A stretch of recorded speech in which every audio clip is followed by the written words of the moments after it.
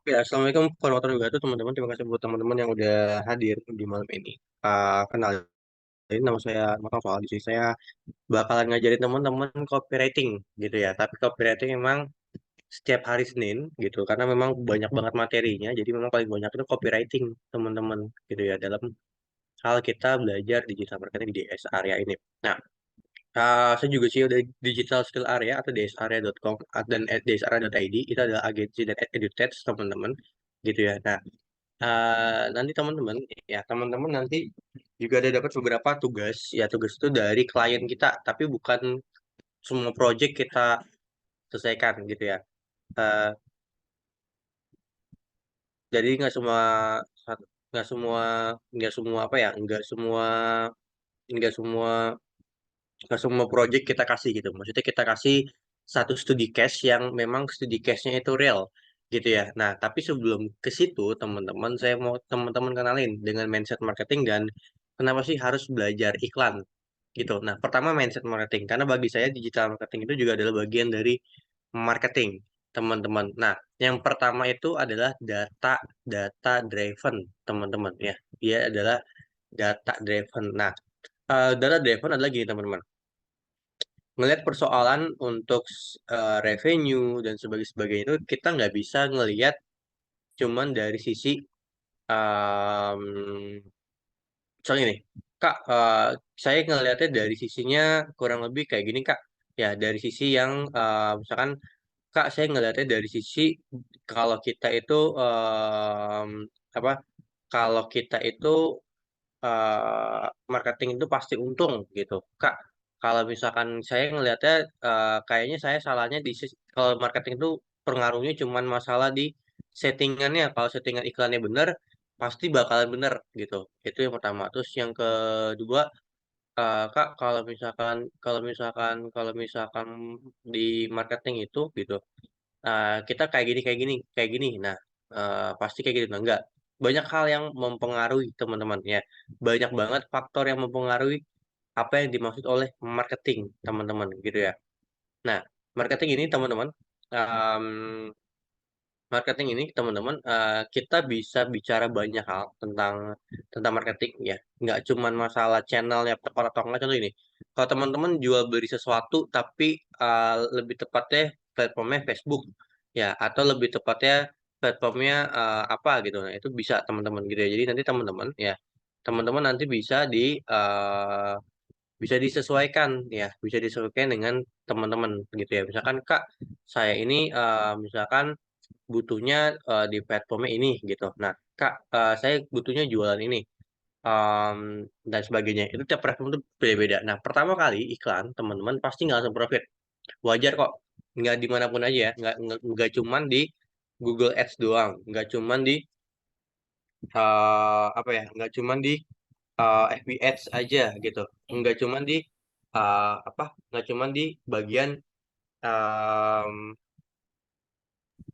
nggak cuman di bagian ini, misalkan di bagian apa, di bagian eh produknya ya, bisa juga di landing page-nya nge-lag gitu, bisa juga kayak gitu teman-teman. Jadi banyak banget faktor yang mempengaruhi iklan. Nah, yang paling penting teman-teman adalah nanti kita bakal belajar baca data. Sebenarnya iklan itu yang paling mudah adalah cara settingnya.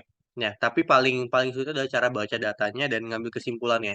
Itu teman-teman. Nanti teman-teman bakal belajar nantinya ya. Saran saya teman-teman, kalau nggak ada laptop nggak masalah. Cuman kalau teman-teman ada laptop, baiknya nanti kita sama-sama buat praktek buat MB Ads dan TikTok Ads ya. Oke, nextnya lagi teman-teman.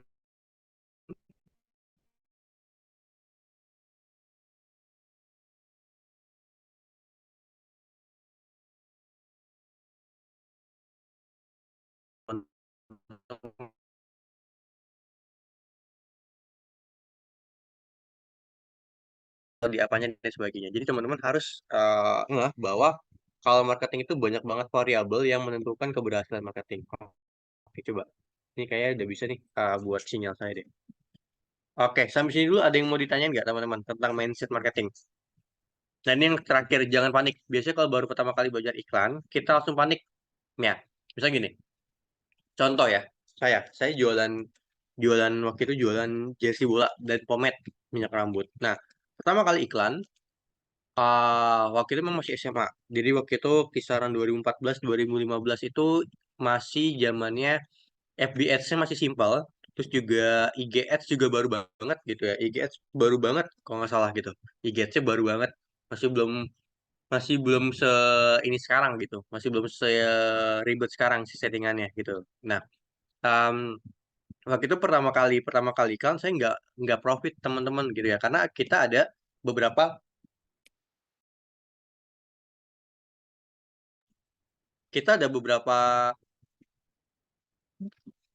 kita ada beberapa hal yang harus diperhatiin teman-teman gitu ya. Contoh gini, saya pertama kali beriklan itu yang salahnya di posternya teman-teman. Poster waktu saya jualan jersey bola itu nggak pas teman-teman gitu ya. Nah itu yang paling penting teman-teman. Atau juga bisa dibandingnya. Misalkan gini, orang kalau beli jersey bola biasanya mereka bakal mau bundling sama sepatu, sorry, sama celana dan kaos kaki. Misalkan satu set lengkap Manchester United, satu set lengkap Barcelona. Nah, itu biasanya dibanding jauh lebih laku teman-teman dibanding teman-teman jual satuan.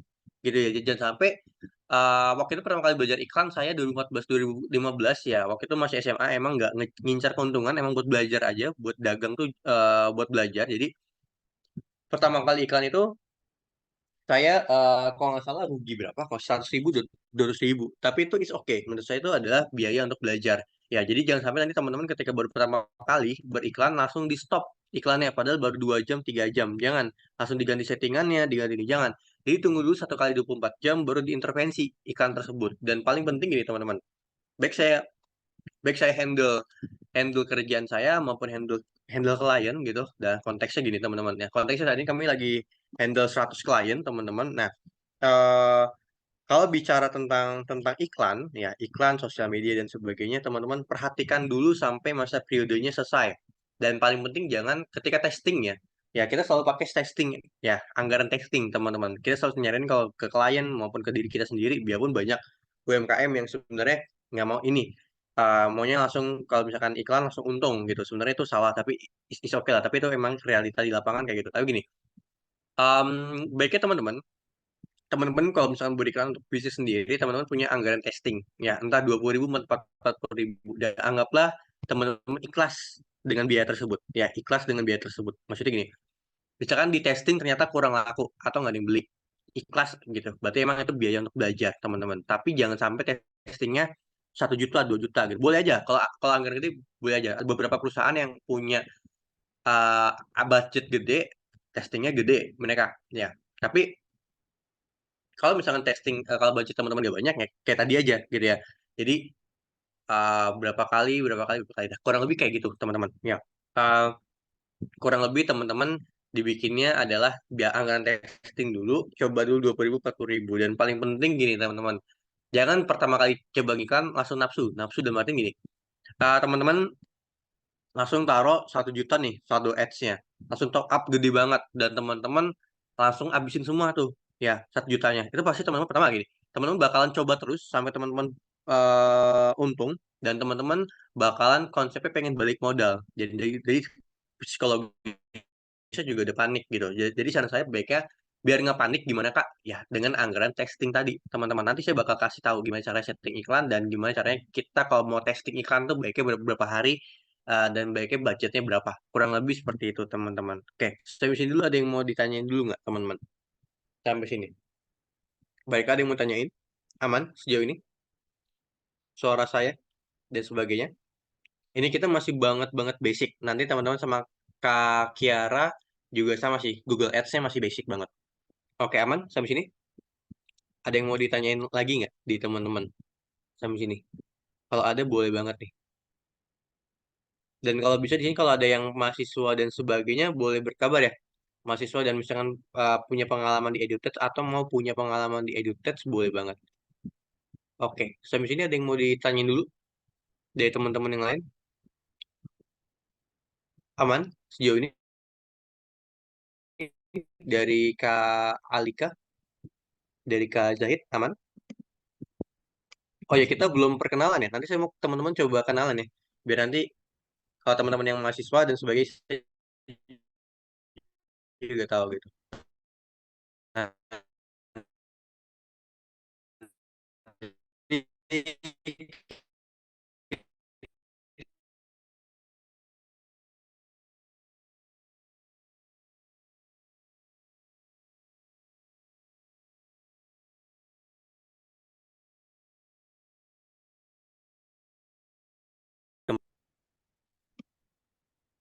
Nah, ini kegunaan belajar iklan. Nanti saya tunjukin dashboard dashboard punya kami gitu, dashboard iklan gitu yang saya pakai akun iklan saya gitu. Nah, ini contohnya. Oke. Jadi kita mau kenalan dulu kenapa sih kita harus belajar iklan nih, tapi datanya data lama nih 2021 dari Delight Insight into the State of Digital. Nah, ini Instagram dan Facebook sendiri adalah 85 juta, teman-teman. Nah, kalau total pengguna dari sosial media kita ada 170 juta, teman-teman. Jadi teman-teman bisa yang namanya em, manfaatin nih 170 juta ini ya teman-teman manfaatkan ya untuk jadi potensi teman-teman gitu. Tapi gini, biasanya kalau misalkan brand yang baik ya mereka bakalan riset dulu teman-teman. Ya, berapa potensi demand-nya gini. Karena orang yang pakai sosial media itu kan 170 juta gitu. Instagram FB 85 juta dan kalau nggak salah TikTok itu 110 juta. Nah, biasanya brand yang baik mereka bakal riset potensi demand gitu. Contoh gini, nanti teman-teman buat teman-teman kayak langsung aja ikut ikut project nanti saya kabarin ke Kak Frido kebetulan Kak Frido dari produk manajemen gitu di DSA gitu. Nah, em, jadi gini, contoh misalkan kita mau adain bimbel untuk SNBT buat masuk PTN. Ya, gampangnya buat masuk PTN. Dulu kalau teman-teman kata SNBT mungkin zamannya kita namanya SBMPTN atau zamannya kita UMPTN. Ya, mungkin di sini ada yang zamannya UMPTN namanya atau namanya SMNPTN, pokoknya tes perguruan tinggi negeri gitu. Nah, eh, di situ teman-teman, apakah demand kita 170 juta? Enggak. Demand kita tuh cuman 800.000 sampai 1 juta. Nah, dari 800.000 sampai 1 juta ini, nah kita harus lihat nih, ya berapa sih yang menggunakan menggunakan bimbel online? Ya, berapa yang menggunakan bimbel online? Mana yang menggunakan bimbel? Mana yang lebih cocoknya dia belajar, teman-teman? Ya, dan mana yang ikut tryout dan sebagainya? Mana yang ikut tryout? Mana yang cuman bimbel doang dia nggak ikut tryout sama sekali? Gitu. Nah, di situ kita bisa ngeh demand-nya. Contoh gini, teman-teman.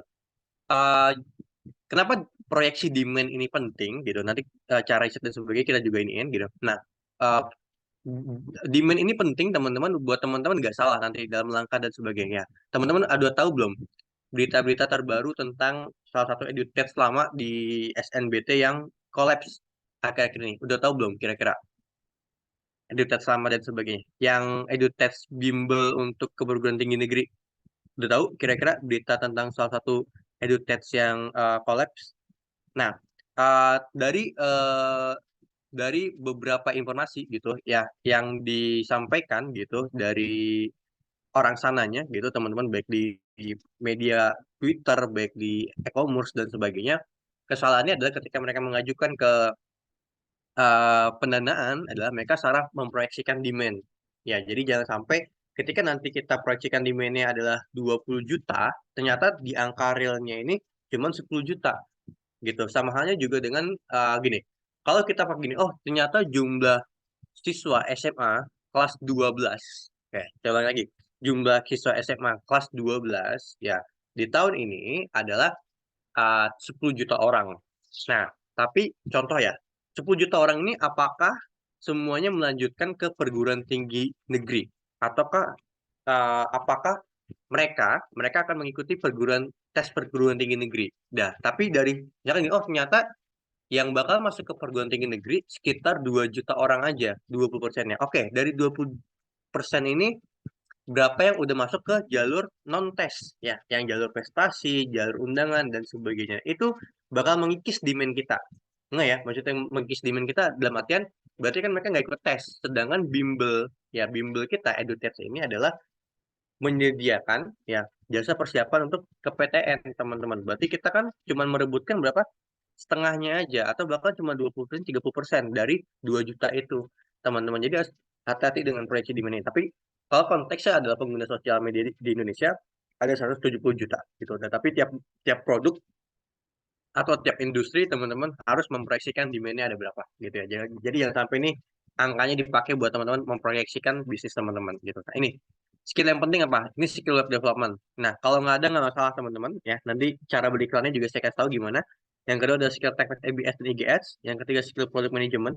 Yang keempat adalah skill copywriting. Nah, product management ini ada yang tahu nggak kira-kira? Kayak gimana contoh product management?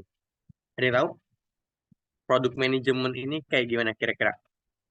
Oke, product management ini adalah step by step kita ngurusin gimana caranya dari customer ya ngeakses produk kita. Itu kalau product management. Kalau skill copywriting kira-kira ada yang pernah dengar nggak? Copywriting itu apa di sini?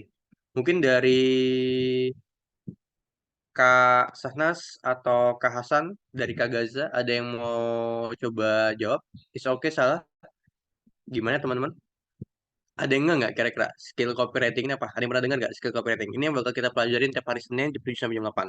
Nggak kira-kira skill copywriting ini apa? Ada yang mau coba jawab?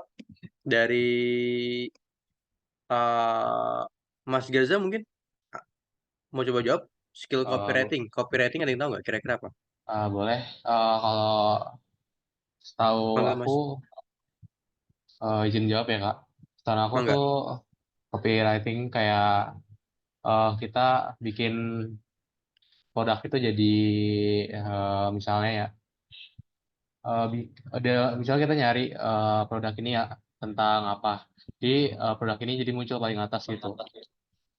Terus sama menaikkan engagement atau bukan engagement sih apa ya? Kayak bikin produk ini bisa dikenal banyak orang gitu Kak mungkin. Betul, betul, betul, betul. Thank you banget buat Mas Gaza, gitu ya. Oke, nah plus buat Mas Gaza. Jadi gini, copywriting sebenarnya gampang sih kata-kata buat menjual, teman-teman. Nah, kata-kata buat menjual ini platformnya bisa di mana-mana pun, gitu ya. Nah, konteks ya kalau saya pribadi adalah agensi sosial media atau agensi digital marketing, gitu. Nah, berarti copywriting saya ya harus diperuntukkan untuk digital marketing nih. Ya, entah untuk website, entah untuk sosial media dan sebagainya. Nah, beda halnya dengan copywriting yang di billboard. Ya, di billboard itu namanya OH, out of home. Ya, jadi marketing itu ada namanya marketing agensi marketing untuk digital, ada marketing itu yang paling banyak gitu industrinya gitu. Yang kedua ada yang dikit namanya OH, itu namanya out of home. Di billboard, di LCD, kalau teman-teman di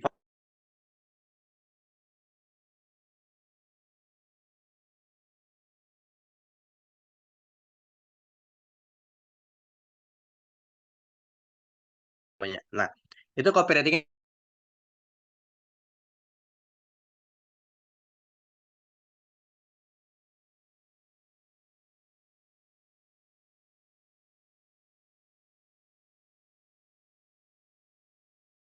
Ya, atau di kereta misalkan gitu karena saya punya kenalan di OH gitu teman-teman.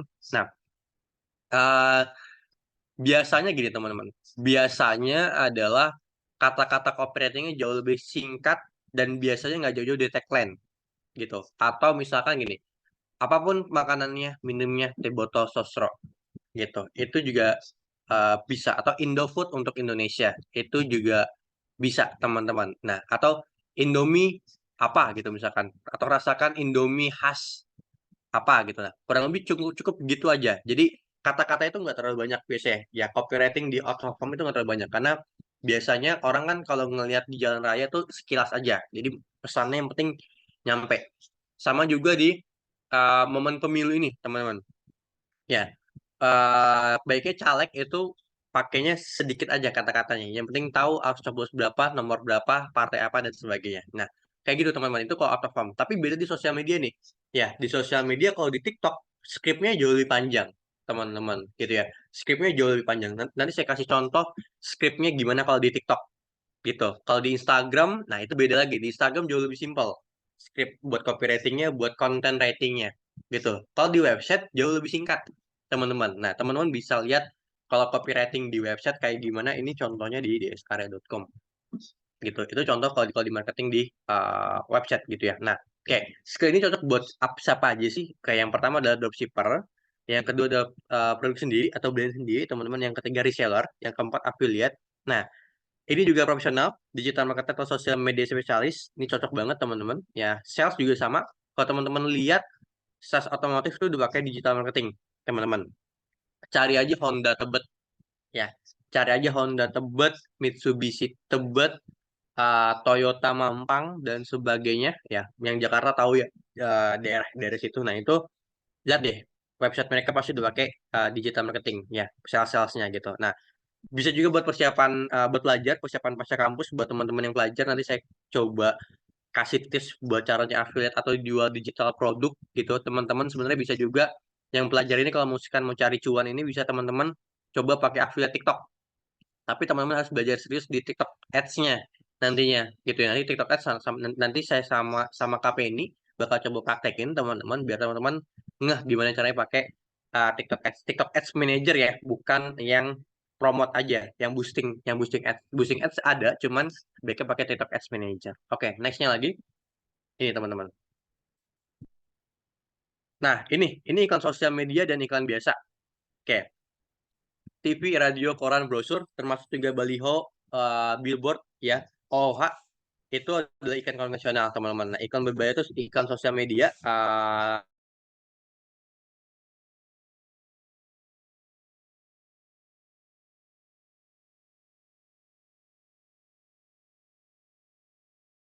tanya, Kak, gimana kalau di Twitter efektif nggak? Saya nggak tahu. Ya, jujur aja saya nggak tahu. Jadi nanti saya jawab apa adanya gitu yang saya tahu. Gitu. Nextnya lagi. Nah ini, teman-teman. Iklan konvensional ini nggak ada data hasil iklan, nggak fleksibel dan biaya mahal. Contoh gini, OOH ya, agensi out of home gitu, yang di billboard itu rata-rata tergantung lokasinya. Ya, tapi range-nya sekitar 90 sampai 200 juta per bulannya.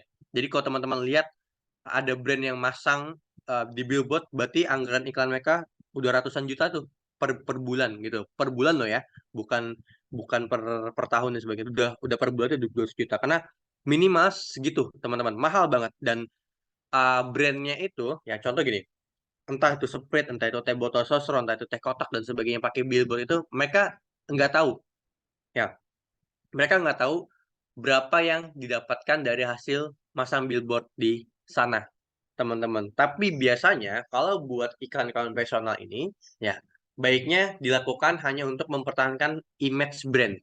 Contoh gini, Indofood itu kan orang siapa sih yang nggak kenal Indofood, tapi gimana caranya biar Indofood terus dikenal ya dengan beriklan di billboard itu itu contohnya. Jadi beriklan tuh biar mereka tetap eksis ya, jadi cuman menjaga tetap eksis, bukan untuk menaikkan penjualan umumnya gitu ya. Out of home juga kayak gitu teman-teman ya, entah di MRT entah di KRL ya, itu kayak gitu teman-teman. Nah, kalau di sosial media ini biasanya buat brand-brand yang baru masuk startup, biasanya di sosial media dulu gitu. Ada data real time ya, ya, budgetnya bisa disesuaikan teman-teman, budgetnya bisa disesuaikan ya. Dan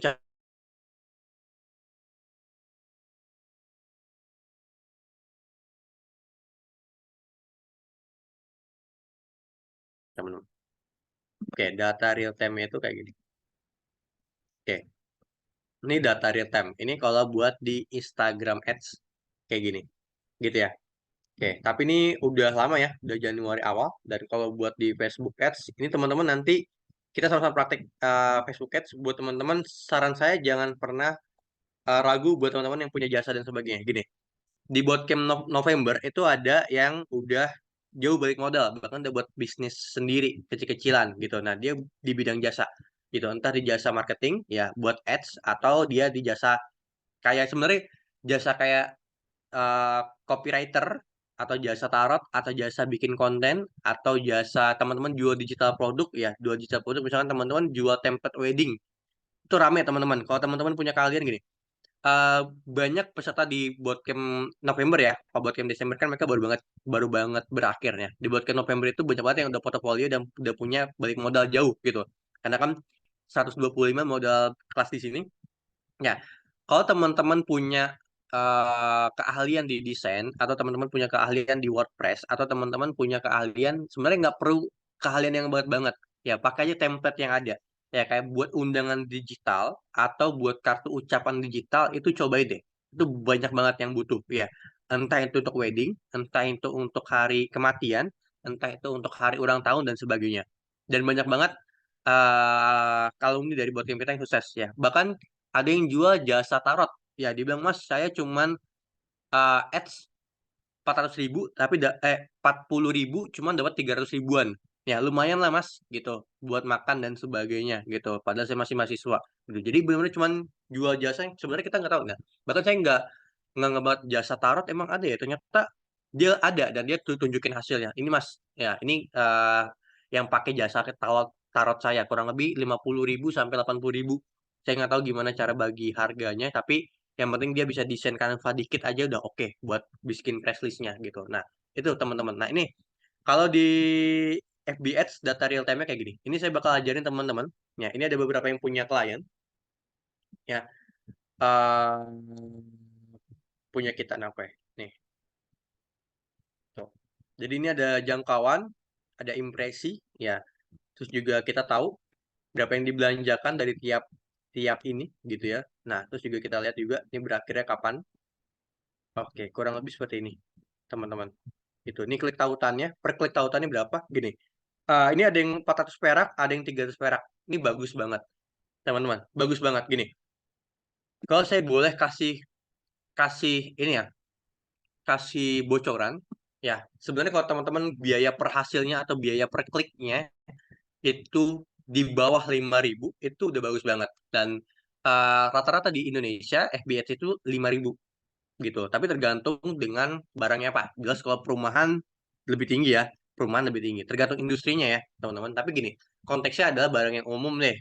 Ya, barang yang umum atau barang yang lebih gampang dijual, nggak kayak perumahan atau nggak kayak mobil mewah gitu. Nah, itu biaya per hasilnya saya selalu targetin di bawah 5.000 ya. Biasanya tapi kalau saya punya standar sendiri adalah di bawah 2.000. Ya, jadi kalau di bawah 2.000 bagus menurut saya. Tapi kalau 2.000 ke atas agak susah. Nah, gimana caranya biar biaya per hasilnya ini jauh menurun? Ya, karena kan biaya. Kan kita pengen biaya seminimal mungkin. Gampangnya saya bayar 300 perak untuk dapat satu klik. Gampangnya gitu ya. Nah, kalau 1 juta, ya, kalau 1 juta berarti saya bisa dapat 1.000 klik atau 700 klik gitu kan. Gampangnya kayak gitu. Nah, em, gimana gimana caranya ya gimana caranya sih Kak biar kita bisa bisa seperti ini gitu gimana caranya Kak? Oke, caranya gini teman-teman ya, yang mereka lihat dulu yang mereka lihat dulu adalah posternya teman-teman. Jadi gini, lihat ya, ini ada set iklan yang saya ini.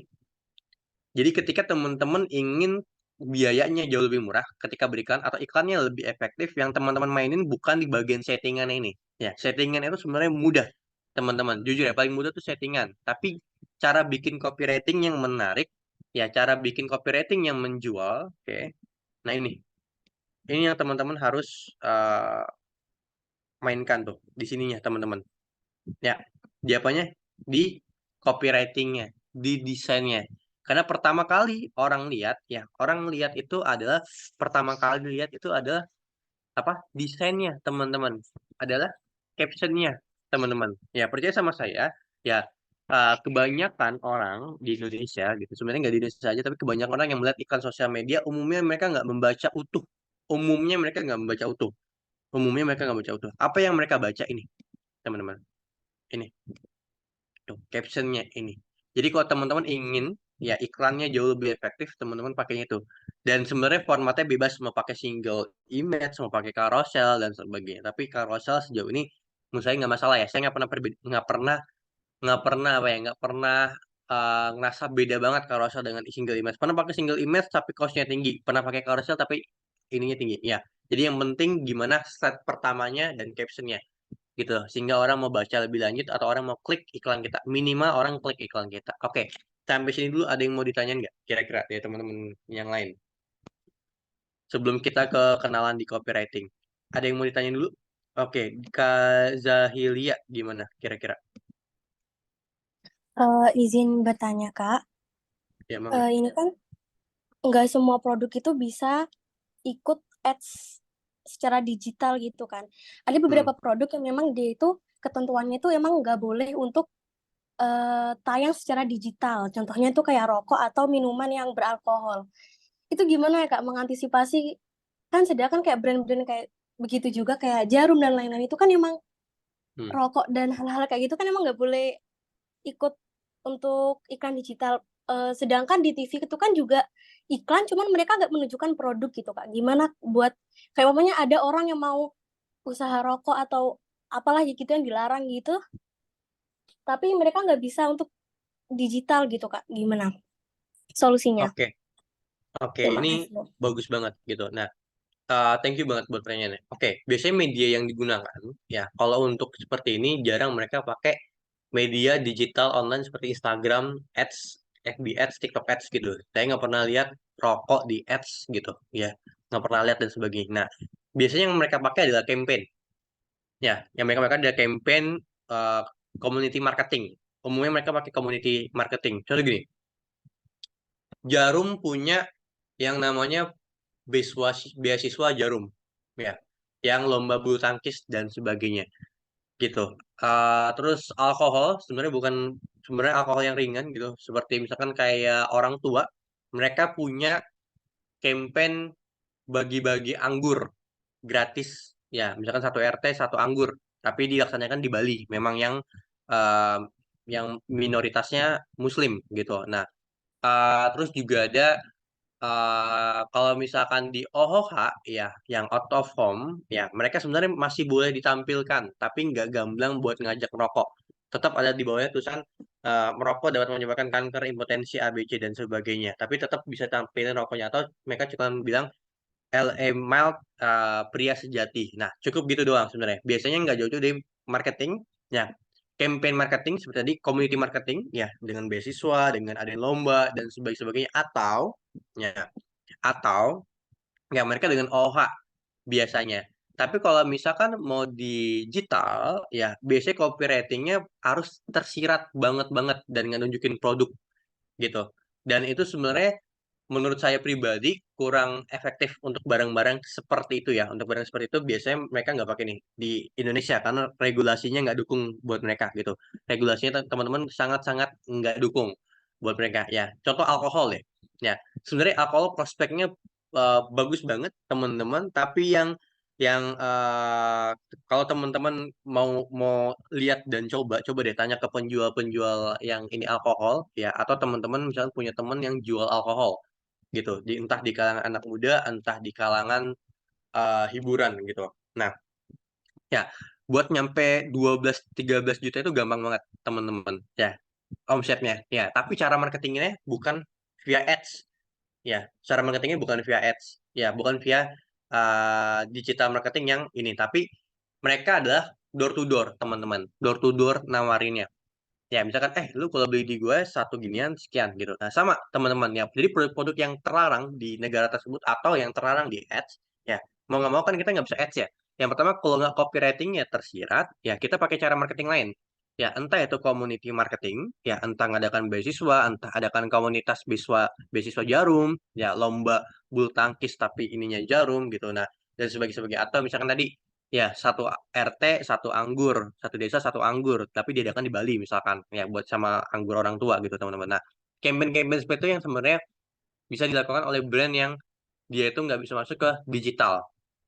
Sama halnya juga dengan ini teman-teman. Ya, teman-teman ngeh nggak dengan ruang guru dan sebagainya yang mereka lakukan, ya, yang mereka lakukan sebenarnya dibandingkan Zenius gitu, kenapa Zenius bisa collapse tapi ruang guru bisa improve, ya, selain karena proyeksi demand dan ruang guru lebih agile dalam artian eh, suntikan dananya dapat duluan, terus juga banyak suntikannya dan sebagainya. Tapi gini, yang dilakukan ruang guru sebenarnya kebanyakan adalah community marketing, teman-teman. Ya, mereka datang ke sekolah-sekolah nih, adakan event apa, event apa, event apa. Kenapa gitu, teman-teman? Gini, karena mereka nggak bisa nge-ads langsung. Ya, karena mereka nggak bisa nge-ads langsung. Mereka nge-ads, tapi saya berani berani apa ya? Berani bilang kalau ads mereka itu nggak semasif brand-brand lain yang bisa dijual. Kayak gini, misalkan mereka dibandingkan sama Revo yang produknya edutech juga tapi persiapan karir, atau misalkan kelas prakerja gitu. Nah, pasti ads mereka eh, nggak jauh beda gitu. Ya, nggak jauh beda, tapi mereka kebanyakan pakai ads-nya adalah community marketing. Kenapa? Karena di Indonesia, ya, usia 21 tahun ke atas, 21 tahun ke bawah, sorry, itu nggak bisa pakai ads, teman-teman. Jadi misalkan teman-teman buka bimbel edutech, ya, buat persiapan kedinasan atau buat eh, kayak Genius dan Ruang Guru gitu deh pokoknya gitu ya, buat PTN. Nah, yang teman-teman lakukan, teman-teman nggak bisa marketingnya pakai ads, teman-teman, ya, anggaran ads berapa juta pun gitu, percaya sama saya agak susah, ya, buat setting targetnya, dan teman-teman harus setting targetnya itu ke orang tuanya yang tertarik dengan pendidikan, dan itu bakalan terlalu luas. Saran saya pribadi terlalu luas buat startup yang edutech juga terlalu luas. Jadi gimana caranya dengan community marketing? Jadi ketika teman-teman menjadi digital marketing atau jadi marketing yang produknya susah di ads atau nggak bisa di ads, ya pertama adalah gunakan produk yang offline dengan community marketing, ya dengan campaign apapun itu, atau OOH, ya out of home, ya kayak billboard dan sebagainya, atau teman-teman juga bisa gunakan digital marketing tapi yang tersirat gitu, yang tersirat gitu teman-teman. Dan artinya misalkan teman-teman nggak gamblang jual jual rokoknya, tapi cukup dengan logo logo teman-teman terus rokok membunuhmu. Itu sebenarnya orang udah tahu, oh ini orang ngikanin rokok gitu. Teman-teman tahu nggak eh, brand-brand rokok baru, SC Milk gitu. Kalau nggak salah mereka pakai strategi door to door, ya mereka pakai digital marketingnya jarang, ya teman-teman tahu ya rokok SLMet gitu kalau salah namanya gitu. Nah itu SPG-SPG-nya kan yang keliling-keliling. Nah biasanya emang kayak gitu teman-teman. Kalau nggak bisa digital marketing, mau nggak mau mereka pakai strateginya dalam massive marketing. Jadi diperhatikan juga dengan barangnya. Oke, dari situ teman-teman aman. Termasuk juga dengan bimbel ya. Bimbel PTN itu kan nggak bisa di add langsung. Ya, kayak dari Kak Zaya, kira-kira masih ada pertanyaan nggak kira-kira? Jadi itu caranya, dua cara itu. Kalau teman-teman ada kendala nggak bisa di add nih barangnya, nggak kira-kira? Permisi Kak, izin bertanya lagi boleh? Mangga, mangga.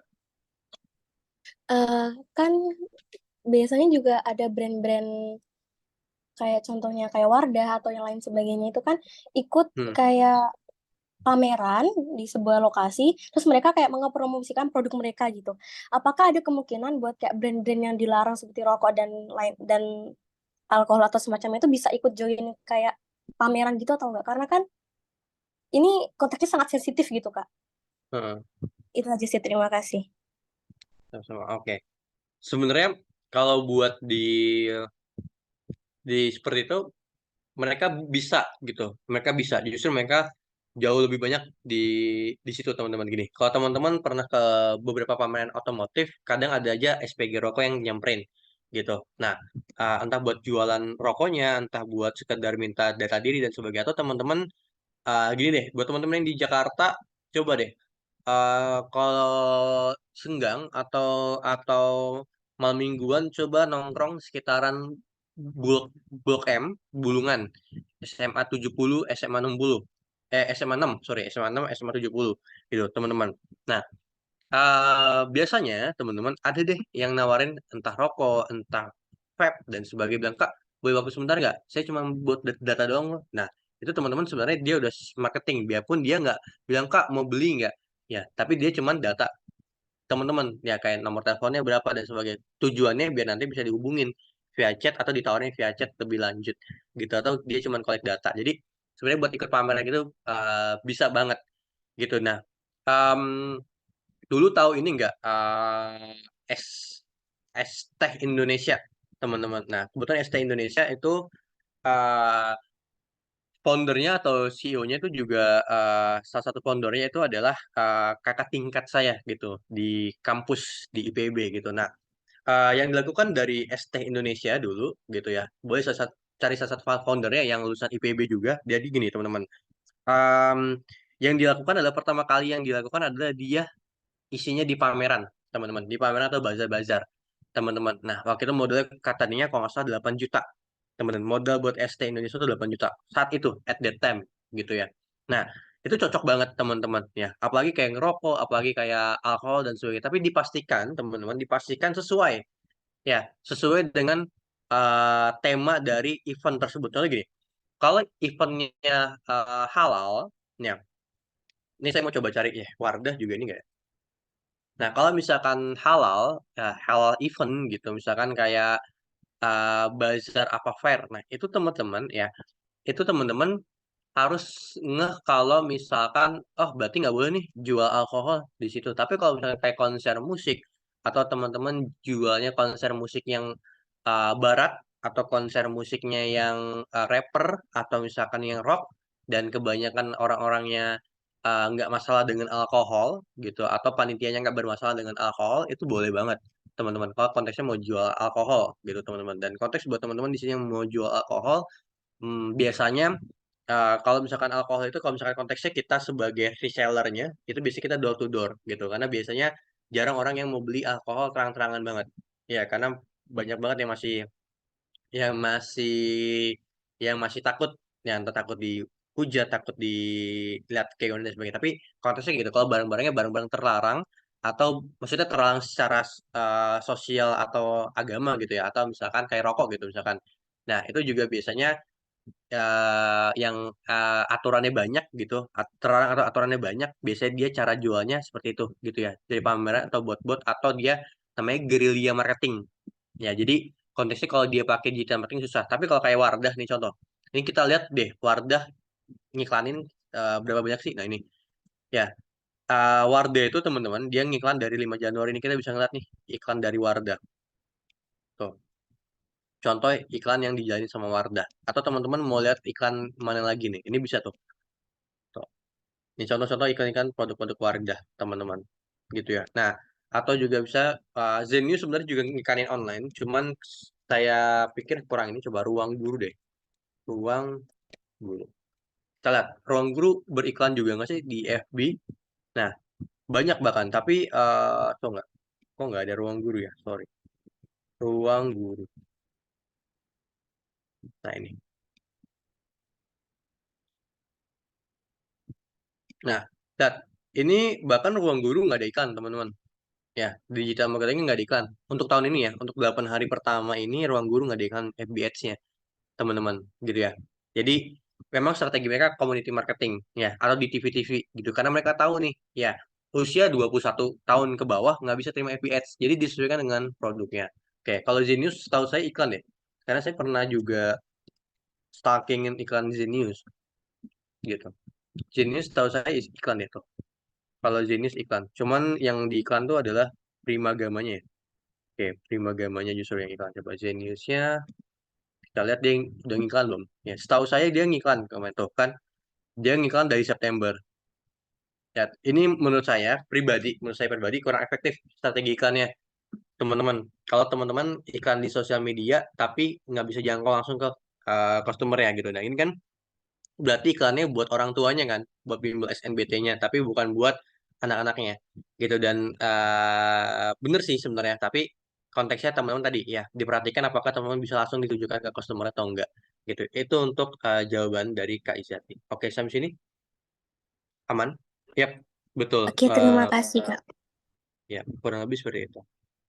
Oke, nah, oke, kurang lebih situ ya. Jadi kita bisa lihat ya. Ini teman-teman kalau misalkan mau lihat namanya di FB Ads Gallery gitu. Nanti kita juga bakal belajar banyak dari FB Ads Gallery. Ya, cara kita nyontek copywriting brand kompetitor gitu. Konteksnya kalau kita mau bisnis jilbab, kayak gimana sih copywritingnya kalau di FB Ads gitu. Karena gini, tiap platform itu beda-beda. Jangan sampai copywritingnya sama, teman-teman. Nanti saya kasih contoh. Nah, ini saya mau kenalan dulu dengan copywriting gitu. Singkat aja ya. Nanti saya mau kasih contoh gitu. Oke. Ini copywriting. Gampangnya dia adalah teks pemasaran atau penjualan. Nanti saya kasih contoh kerjaan saya, gitu ya. Saya kasih contoh kerjaan saya dan kerjaan tim saya, gitu. Ini saya lakuin sama teman-teman lain ya, gitu di agensi saya, gitu. Ya kurang lebih kita udah 100-an klien, gitu. Kita handle dan sebagainya. Kita kalau copywriting itu nggak buat desain. Ya, saya mau disclaimer dulu, copywriting itu nggak buat desain, teman-teman. Nanti pun teman-teman tugas copywriting itu cuma docs doang. Cuma docs nanti, cuma isinya tulisan doang. Ya, nanti bener saya kasih lihat gimana cara saya bikin copywriting dari klien gitu ya. Cuman bener-bener tulisan doang. Tulisan dan referensi. Nah, gitu. Beda dengan content planner ya. Nah, ini teman-teman. Naskah copywriting itu naskah iklan. Oke, ini udah jelas. Nah, paling di ini sih. Ya, seberapa penting copywriting? Jadi copywriting itu sebenarnya kayak jembatan. Ya, ini target market, ini produk atau jasa yang dijual. Sebenarnya gini, nggak ada copywriting, ya taruhlah ini adalah daerah A, daerah B. Copywriting ini melintang di atas sungai. Ya, bisa nggak sih kita nyebrangin sungai tanpa jembatan? Bisa aja. Ya, bisa aja. Tapi gini, misalkan kita nyebrang bareng-bareng nih, 1.000 orang. Ya, mungkin Yang nyampe ke daerah B cuman 300, cuma 200 orang. Sisanya nggak nyampe ke daerah B. Ada yang anyut, ada yang mau putar balik dan sebagainya. Tapi dengan ada jembatan, ya pesan-pesan kita, ya 1.000 orang tadi, 1.000 pesan kita tuh lebih nyampe langsung ya ke target market ini. Jadi dia menghubungkan antara produk kita dengan target market kita. Itu copywriting.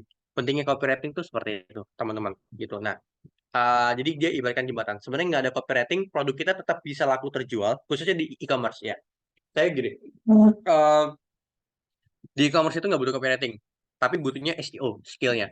Kayak ini disclaimer ya buat teman-teman yang punya bisnis online, ya entah di Shopee, entah di Tokopedia, nggak usah pakai copywriting, nggak usah pakai copywriting. Pakainya adalah Shopee, Shopee, Shopee Ads, teman-teman. Gitu ya, pakai adalah Shopee Ads. Nah, nextnya lagi, ini manfaat buat copywriting ini dapat meningkatkan penjualan. Yang kedua, ningkatin open rate. Yang ketiga adalah buat promosi lebih menarik. Ya. Yang keempat, ningkatin click rate. Ya, ini meningkatkan instant postingan. Ini banyak banget manfaatnya, teman-teman. Ya, open rate itu kalau teman-teman buat buka email marketing dan orang itu ngeklik dan bayar dari situ, ya, itu namanya open rate, teman-teman. Nah, ini buat promosi lebih menarik. Gini, email marketing efektif nggak sih, Kak? Sejauh ini ada yang efektif, ada yang enggak, teman-teman. Ada yang efektif, ada yang enggak. Tergantung tergantung apa produknya dan tergantung gimana audiensnya. Kalau menurut saya gini, audiensnya kalau orang tua banget, biasanya mereka jarang buka email. Atau anak muda banget, yang anak sekolahan, dia jarang buka email. Biasanya, gitu. Nah, jadi disesuaikan. Ya, bisa kalau mahasiswa, akademisi mungkin masih sering buka email. Gitu ya. Jadi sebenarnya tergantung dari audiensnya siapa. Nah, yang keempat, tingkatin click rate tadi ya. Jadi klik tautan saya tuh murah karena copywritingnya oke gitu. Nggak mesti oke bagus banget, tapi setidaknya oke memenuhi standar copywriting gitu ya. Nah, ini manfaatnya oke. Di sini saya mau kasih lihat contoh kerjaannya. Jadi itu tentang perkenalan copywriting. Gampangnya dia naskah iklan. Oke, ini kan masih ada waktu buat 12 menit buat teman-teman sebelum ke Kak Kiara. Ini contoh dari kalau teman-teman ya. Baik, ini contoh dari klien kita, teman-teman. Kelihatan ya?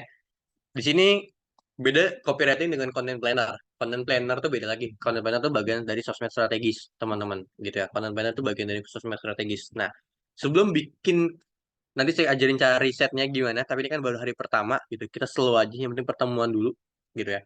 Nah, di sini teman-teman, ntar cara riset kontennya gimana, cara dapat ide cepatnya gimana dan sebagainya. Karena biasanya kalau dapat agensi, deadline-nya itu cuma 3 sampai 5 hari. Ya, sampai content planner itu terbit. Nah, content planner ini juga harus, sosmed strategis ini juga harus nguasain copywriting-nya dan content planner kayak gini. Dan itu tugas sosmed strategis banyak banget.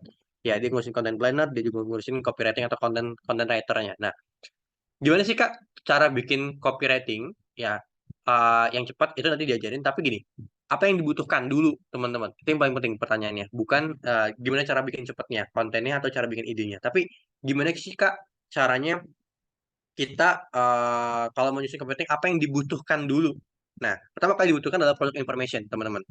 Ini penting banget buat kita copywriter. Nah, ini contohnya. Oke, oke, klien kasih kita barang apa aja yang ingin di ini kan. Oke, misalkan, oh ada body scrub. Oke, nah untungnya kalau kita dapat produk informasi yang udah ada manfaatnya nih, udah ada kayak gini. Ini udah enak banget bikin copywritingnya. Kalau kita dapat kayak gini, teman-teman. Ya, kalau kita dapat kayak gini, terus kita dapat kayak gini nih, ini udah enak banget.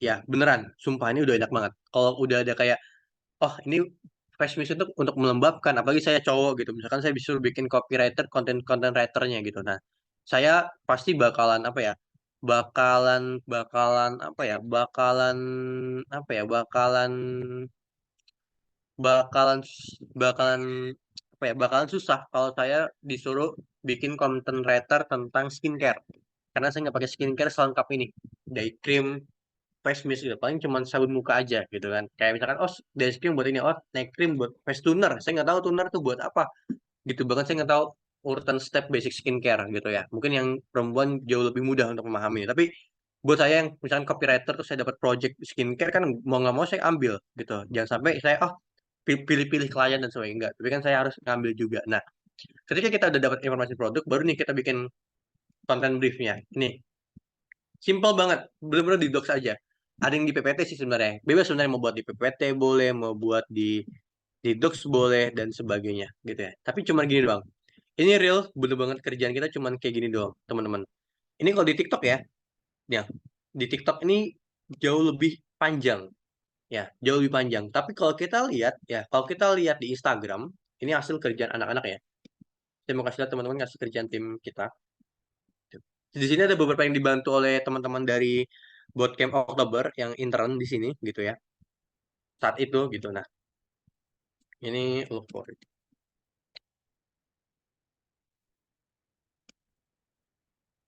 Ini kalau teman-teman mau follow buat belajar juga boleh banget gitu ya.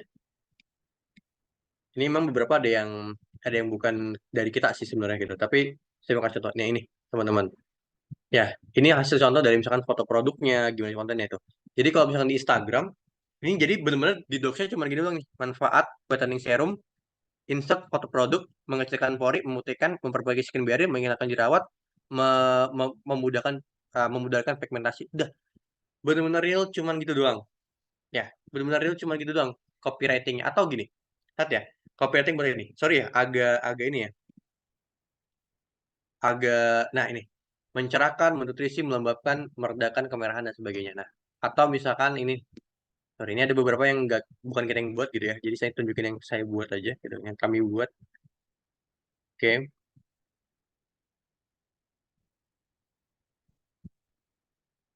Nah, ini teman-teman. Ya, sorry ini agak agak blur ya kalau dari laptop ini ya. Harus diklik dulu ya. Tuh. Jadi kalau buat Instagram peruntukannya justru jauh lebih simpel gitu. Tapi kalau misalkan poster-poster single image atau gini juga nih, lihat ya. Saya mau kasih contoh. Ini salah satu klien kita. Ini teman-teman kalau misalkan teman-teman di Lawson, ini teman-teman aturan ya atau di Indomaret ada produknya. Oke. Nih, ini adalah klien kita teman-teman. Kalau teman-teman di Indomaret, di Lawson gitu teman-teman. Nah, ini klien kita, teman-teman. Nah, ini copywritingnya cuma gini doang. Males jalan keluar buat jajan, selalu sedia tas. Nah, kayak gini doang. Gitu. Karena memang fungsinya sosial media mereka cuma buat untuk mereka diterima di Lawson ya ini. Ya, atau di Indomaret gitu. Jadi biar mereka ketika mereka pengen apa ya?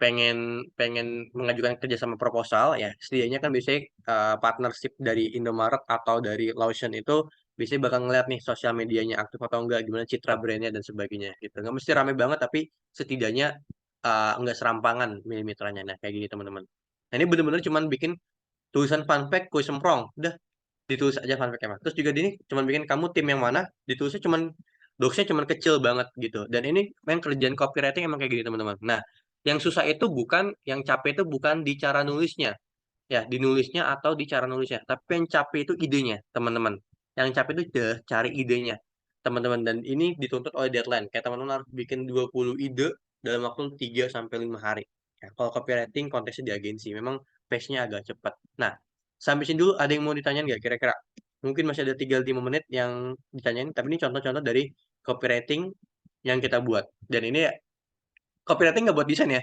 Jadi copywriting kirim scriptnya ini teman-teman, kirim script kayak gini, brief kontennya. Ya, sorry yang Instagram saya belum ini ya, saya nggak ada di laptop saya, historinya gitu. Nah, nanti dia desainin tuh teman-teman, desainin gimana sesuai dengan imajinasi. Jadi ini benar-benar kerjasama yang baik antara copywriting dengan tim desain. Gitu. Jadi beda ya, jangan sampai teman-teman copywriting harus desain nggak kak? Nggak harus, nggak bisa, nggak harus bisa gitu. Kalau bisa bukan dia yang kerjain, tapi dia setidaknya bisa pilih tone warnanya. Itu aja sih paling. Nah, oke. Boleh nih yang dua dua orang Kak Haris dulu deh. Mungkin ada yang mau tanya nggak kira-kira? Boleh? Mas Haris, kalau misalkan mau gini, boleh on mic. Nanti abis ini ke ini ya, Zahia. Atau di chat. Oke, di chat dulu ya. Apa kelebihan kekurangan copywriting manual? Make it sendiri dengan copywriting. Oke, saya bicara tentang kelebihan ya. Gini, sebenarnya copywriting yang kita kerjakan itu semuanya copywriting yang kita kerjakan itu adalah semuanya manual gitu. Nah, copywriting AI itu sebenarnya gitu teman-teman. Biasanya mereka nggak spesifik. Iya, mereka itu too general gitu, terlalu general teman-teman. Copywriting AI itu terlalu general teman-teman, terlalu general nggak spesifik dan Padahal setiap bisnis dan setiap produk itu mempunyai keunikan masing-masing. Ya, punya unique selling masing-masing. Gitu. Biarpun misalkan Kak, bisnisnya kan fashion, banyak orang yang bisnis fashion juga, tapi pasti produknya punya unique selling gitu. Ya, kalau misalkan nggak punya unique selling jarang banget gitu. Nah, tapi umumnya punya unique selling. Nah, biasanya kalau AI, pengalaman saya pribadi adalah dia terlalu general, teman-teman, copywritingnya dan nggak bisa spesifik. Nah, padahal produk itu spesifik. Contoh gini, kue semprong itu spesifik, teman-teman. Ya, dan biasanya AI itu gitu-gitu aja. Gitu-gitu aja.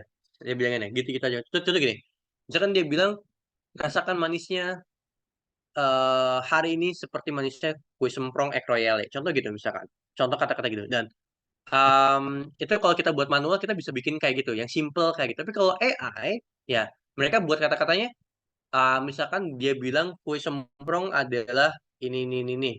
Nah, nanti ketika kita minta mereka buat lagi, ya AI lagi buat, nah nggak jauh-jauh kata-katanya mirip, teman-teman. Ya, cuma beda di mana. Dan itu nggak kreatif. Dan uh, biasanya AI itu jauh lebih boring kalau buat copywriting. Biasanya jauh lebih boring gitu. Tapi gini, AI itu digunakan untuk mencari inspirasi. Contoh gini, saya pernah ngiklanin Mercedes-Benz G-Class gitu. Nah, AI-nya saya gunakan buat saya tahu fitur-fitur Mercedes-Benz G-Class aja.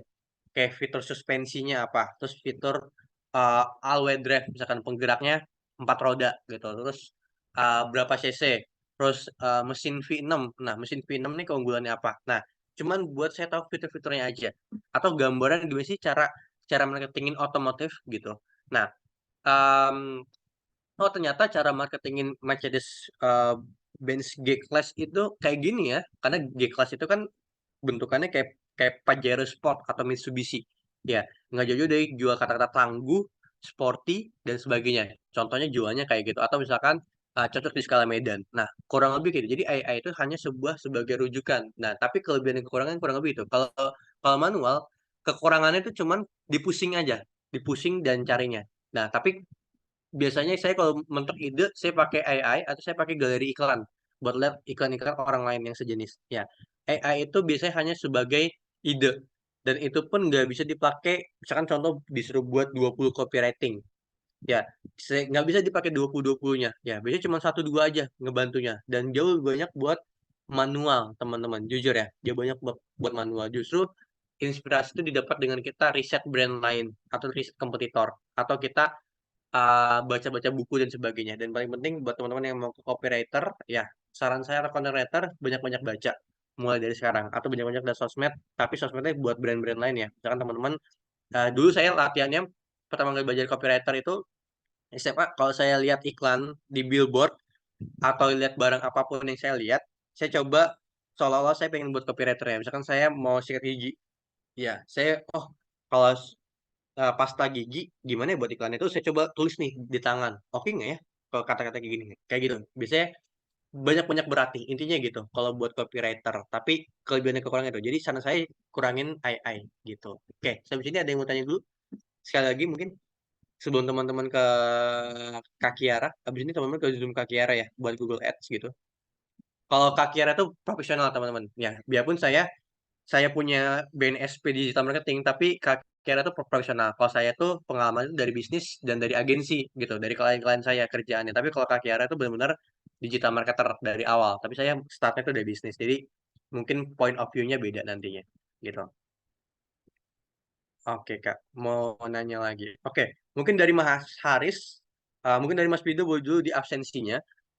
Oke, dari Mas Haris mungkin nanti pertanyaannya boleh banget disimpan dulu ya. Nanti tanyakan ke grup atau ke Kiara atau misalkan tanyakan ke chat gitu. Nanti dari Kak Frido saya kasih nomor saya biar teman-teman biar Mas Haris bisa ke Kak Frido, nanti Mas Frido bantu hubungin saya dengan Mas Haris gitu. Nanti boleh tanya-tanya di luar jam ini kok. Bebas kok via chat dan pribadi. Gitu. Mau telepon juga boleh kalau misalkan Mas Haris atau saya ada waktu. Oke, di situ dulu buat absensinya.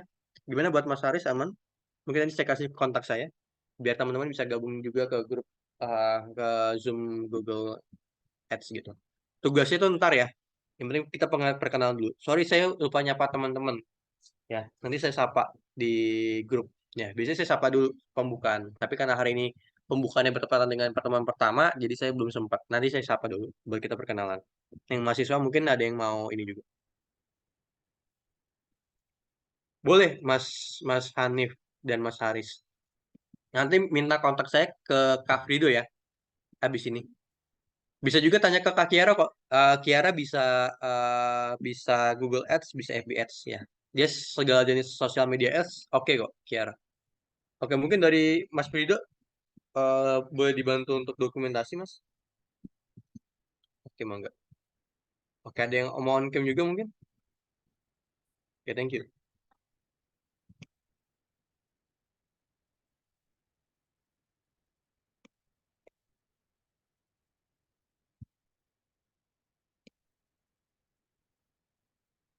Oke, terima kasih banyak buat teman-teman. Makasih banyak buat Mas Hanif, Mas Haris.